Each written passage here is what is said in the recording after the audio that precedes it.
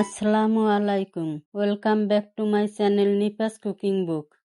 আজ আমি তৈরি করে দেখাবো অত্যন্ত সহজ ও মজাদার একটি রেসিপি, যা বিকালের নাস্তায় ও বাচ্চাদের টিফিনে খুবই জনপ্রিয় একটি খাবার, ডোনাট। এটি তৈরি করার জন্য প্রথমে একটি বাটি নিলাম।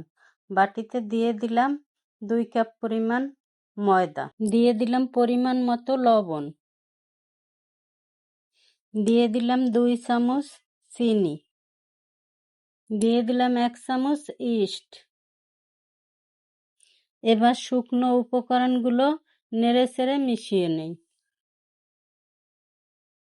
এরপর দিয়ে দিলাম 1 চামচ সয়াবিন তেল। এরপর দিয়ে দিলাম একটা ডিম। এবার সব কিছু নেড়েচেড়ে মিশিয়ে নেই। এই পর্যায়ে দিয়ে দিই হালকা কুসুম গরম পানি। হাত দিয়ে সব কিছু ভালোভাবে মেখে নেই। উপরে একটু তেল মেখে নেই। র্যাপিং পেপার দিয়ে র্যাপ করে রেখে দেই 1 ঘন্টার জন্য। 1 ঘন্টা পর ফিরে এসে দেখি ডোটি ফুলে দ্বিগুণ হয়ে গেছে। এবার র্যাপিং পেপার খুলে নেই।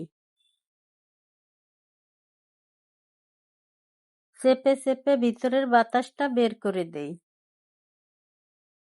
এবার ডোটিকে ভালোভাবে মথে মথে ছেনে নেই।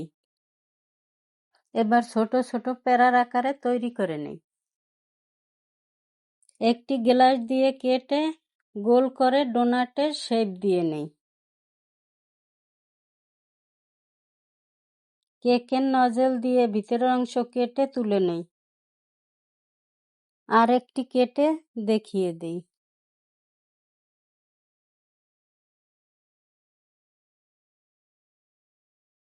একসাথে অনেকগুলো ডোনাট তৈরি করে নিলাম। এবার ভেজে নেওয়ার পালা। একটি ফ্রাই প্যানে অনেকটা তেল দিয়ে দিলাম। তেল গরম হয়ে উঠলে একে একে ডোনাটগুলো দিয়ে দিই। এবার উল্টে পাল্টে ভেজে নেই। বাদামি রং হয়ে আসলে নামিয়ে নেই। তৈরি হয়ে গেল ডোনাট। ডেকোরেশনের জন্য একটি বাটিতে কিছুটা চকলেট সয়াবিন তেল দিয়ে গলিয়ে নিলাম। ডোনাটের এক সাইডে চকলেট লাগিয়ে নেই।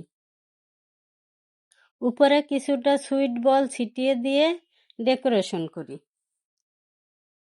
এবার পরিবেশনের পালা।